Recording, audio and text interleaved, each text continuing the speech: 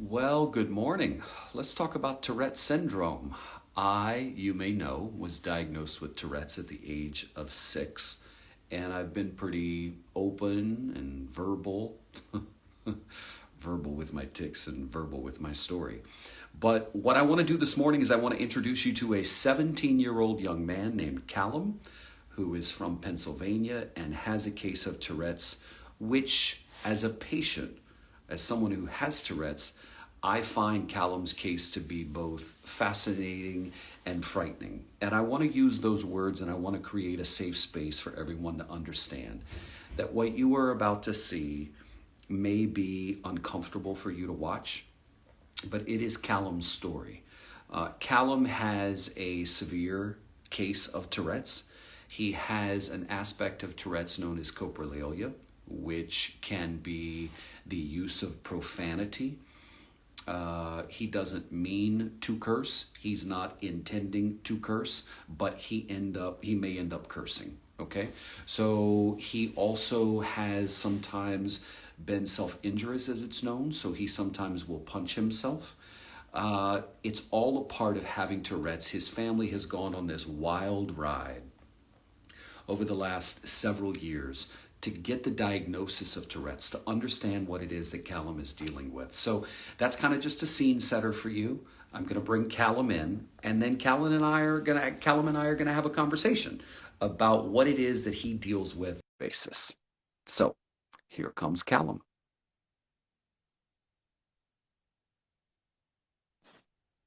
There he is. Hey, man. Hi. Good morning to you. How are you in Pennsylvania? Good, how are you? I'm good. I actually just got off the television. I was promoting our story about Tourette syndrome, which is going to air tomorrow on CBS mornings at 8 a.m. Now, full disclosure for everybody watching, I only found out about Callum yesterday because his mom had reached out to me and said, I'd like to tell you about my son's story. And I was so moved by it, I said, I want people to meet Callum. So tell me about your story, buddy. What kind of how does Tourette's affect you daily? Um, Over the past couple of months, it has been really hard. I'm not in a brick and mortar school right now. I'm actually I'm actually on an online school, and it just causes me a lot of pain and distraction. For me to like finish a test that would normally even take people just 20 minutes, it can take me upwards of an hour. Mhm. Um, it just makes life it just makes life a lot more difficult than it should be.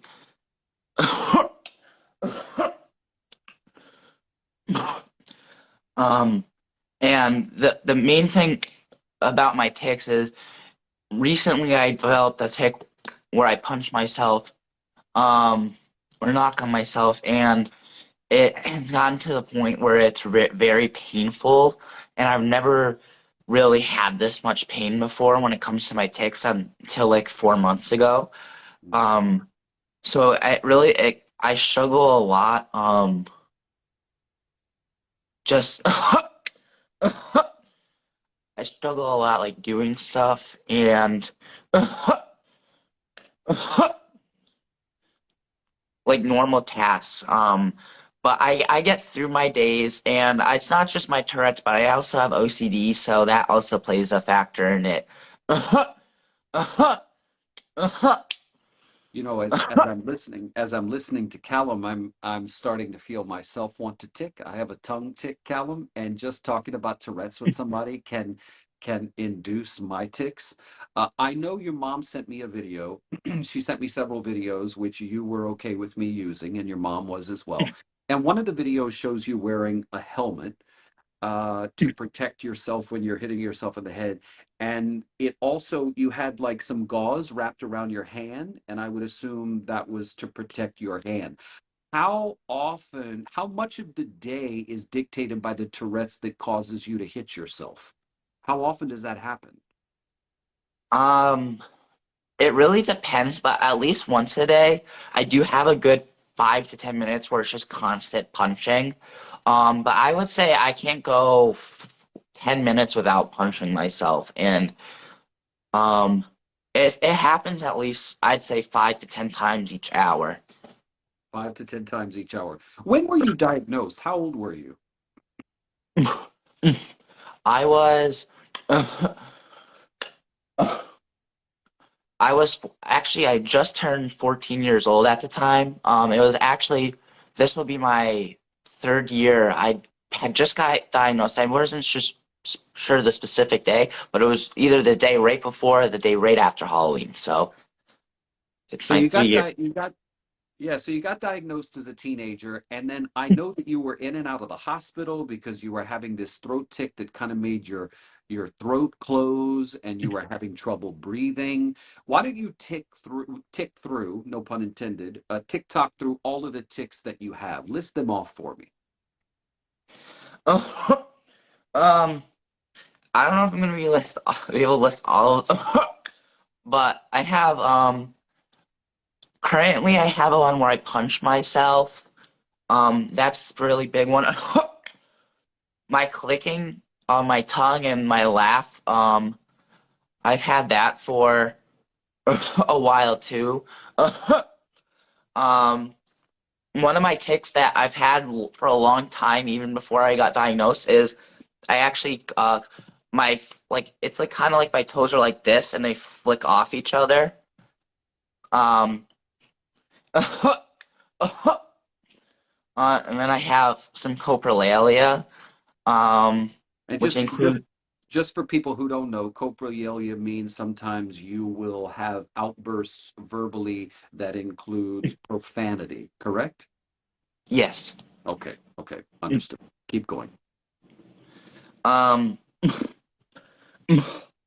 I have a tic where I'll go straight forward, so that can make it really hard to sit at a desk or a table because I'll hit my head off of it. And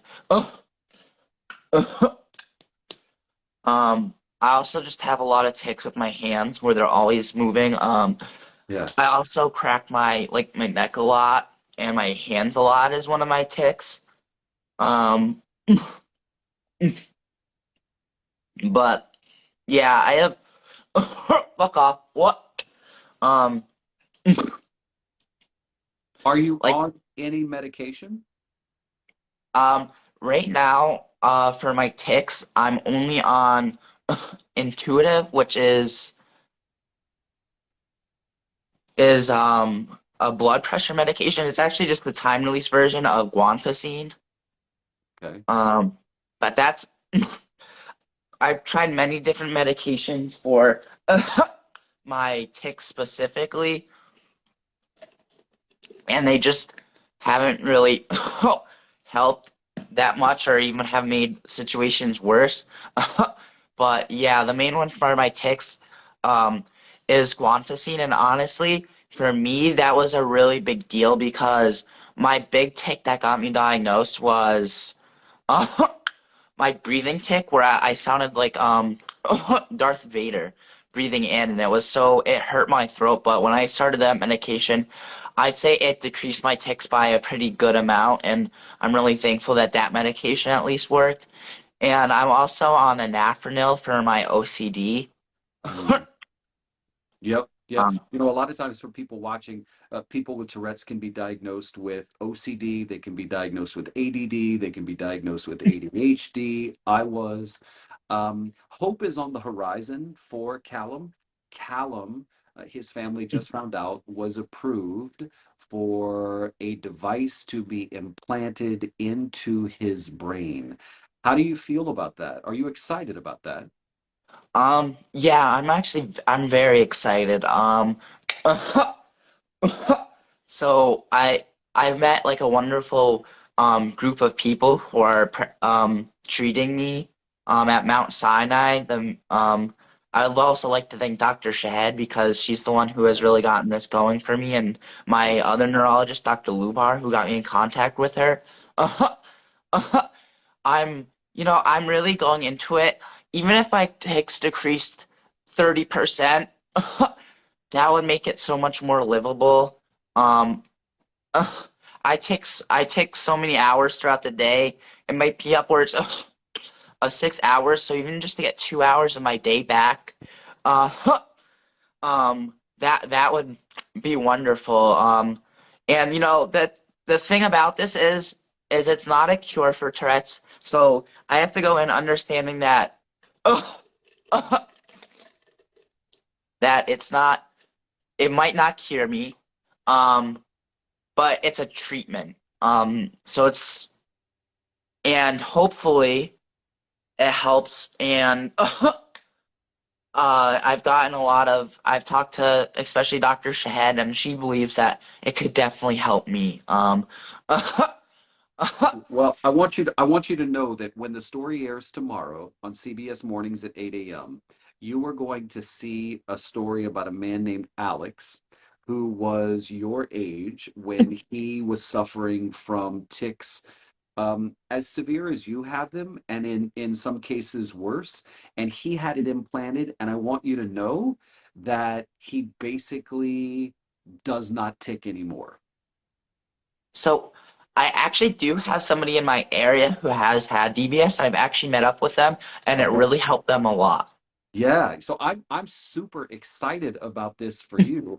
For people watching, what he's going to have implanted into his brain is usually done for Parkinson's patients. And so, as it's been explained to me, it is still considered experimental for Tourette syndrome patients. But this has the ability to be life changing. I mean, life right now, Callum doesn't go to school. He goes to the movies during the week and at times when more people are not there. He has to almost quarantine himself, so to speak. Um, and so this would help with that. Callum, I want to know from you if you've been bullied. Have you been bullied because of this by your peers? Um, I would say I'm actually like very thankful that I haven't been bullied. I've definitely people have made comments about it or have said stuff, and I kind of like told them to like knock it off. But I have a lot of close friends, and I have one really close friend who has really helped me throughout this time. Um, you know, I'm just thankful I've never been bullied, and the school I went to in my brick and mortar that I hope to go back to eventually, um, they're very accepting, and they were very helpful with, my tics. And, the thing is, that I'm also really like is I've never moved from my house, so the people I went to school with, I've gone with them for a very long time. So, maybe I've met a couple new kids who have been like, "Whoa, what just happened?" But, Well, uh, I got to tell you, man, it just warms my heart because it Tourette's led to a tormented childhood for me, and so the fact that it hasn't for you is just so damn cool. I'm so yeah. I'm so happy about that. Hey, what is talking about Tourette's like this do for you? Um, it really helps not just me, but other people. It helps like I feel like I'm advocating, and there's so many other people that I know who are youth ambassadors or young adult ambassadors through the Tourette Association of America. Yeah. And it really it's just very important to me to get the word out there. I'd say my mom plays a big part in it. She definitely helps. um, fuck off, fuck you, double fucks you. But it's just it also really helps me feel emotionally, just to tell my story because if I'm ticking, like I really like to like I usually am still pretty like I try not to tell people that I have Tourette's if I don't have to. And I know a lot of people unless I'm going into a certain situation. So like, if I go in for like specific testing or something like that, or like or a place I'll like let where ticks might be distracting, I'll let the people there know. But I really like to do advocacy because it's like even kind of a different side of myself, to share my story. And I like it so much because it's not just when I try to share my story, it's not just like one or two people. Even if it is, that's great. I like to do it in front of a lot of people because Mm. for people to know my story and even like other people's stories, um, I think that's a big part about it. Well, a lot of people are going to see this. I want you to know that. Let's lean into what just happened. So, you said the F word a few times, and when that happens in public, what do you say to people? Like, how do you handle that? Because for people who don't know, they might be like, "Oh my gosh, why is that guy cursing?" um, so really, people don't ask me much, but there has been a couple times where not even like coprolalia has caused problems. So I was at like a mall one time and I was ticking and I definitely had coprolalia and a security guard came over to me and asked me if I was on any substances Mm. um and asked me to leave. Luckily I have a card at me on me at all times that says I have Tourette's, so I was able to hand it over to him. And that was a pretty scary experience in my life. It was definitely like very hard, specifically at that moment. I've had people it who have given me dirty looks before. It can be really hard because some of my ticks are slurs. Um, so like being in specific areas, it can be really hard to like try not to like. I really try to like hold those back because it can be it can be like very difficult. To be clear, Callum, when you try to, can you control your ticks if you want to? Um, for very short periods of time, and I really try not to. So there's two things. I'm very good. I feel like I'm very good at actually blocking my physical ticks Yeah. or my motor ticks a lot. I just feel like there's a special therapy called CBIT or cognitive behavioral intervention for ticks, and it's supposed to be more of a natural way. So if say like if I had a hand, like I used to have one where I'd scrunch my hand, I would put my hand on my knee like this and grip it kind of like a stress ball to help to help stop it. But I would say with my vocal tics, there's not much you can do because like vocally, like it's all the same thing with your with all of your body for motor tics. Like there's so many things that you can do to I feel like to physically stop it. So I like even my punching tic that can be hard for me to stop, but And people need to know that if you ask someone with Tourette's to control something for a moment, for 30 seconds, if they are able to, what ends up happening is it just bottles up and bottles up and bottles up and bottles up, and then it sort of ruptures, right? So it's like if you got a tea kettle on the stove and you put the thing on it and it's and then finally it just pops off, right? I mean, that's at least been my experience. Is that your experience? yeah, that is a very good way to put it. It's exactly like I don't know why, but like in my mind, I think of like Pompeii and Mount Vesuvius. It's kind of like it built up over time. Yeah.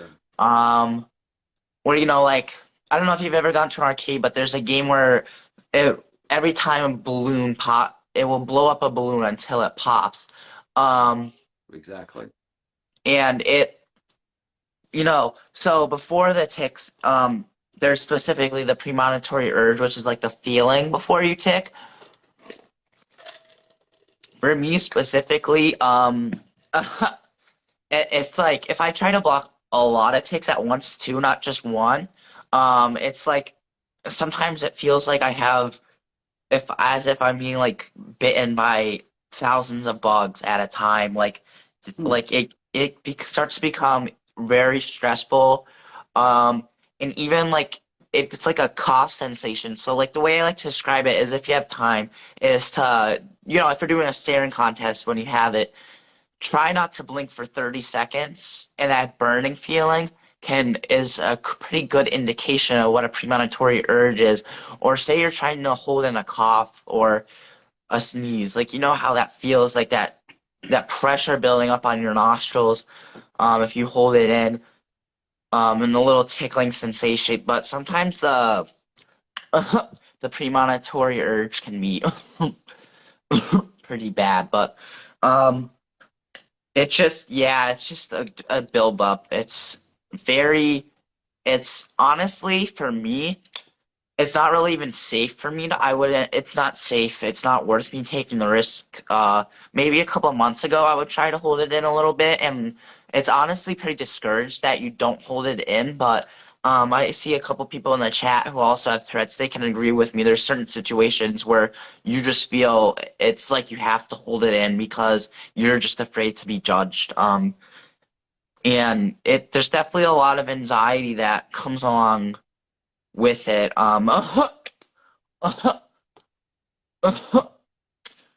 So like,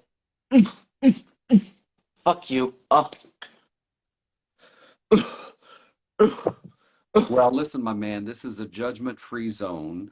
Yeah, I love you sharing your story. I know what it means to me to share mine and then start leaning into my truth. And I would encourage you to do the same. And thank you for being an ambassador for the Tourette Association of America. Just know that I'm so super proud of you. And the people who have watched this live and the people who will watch this after I post it and watch it in replay, um, are going to be better educated and more informed because they saw you. So thank you. thank you. Thanks for All having right. me. Yeah, you're welcome. And I I know you'll be watching tomorrow morning at 8 a.m. on CBS Mornings. Definitely. Okay, Callum. I'll see you on TV. Thanks for taking the time to talk to me. All right, thank you All right. for All talking right. to me. All right, buddy. And thanks everybody for watching. Have a good day.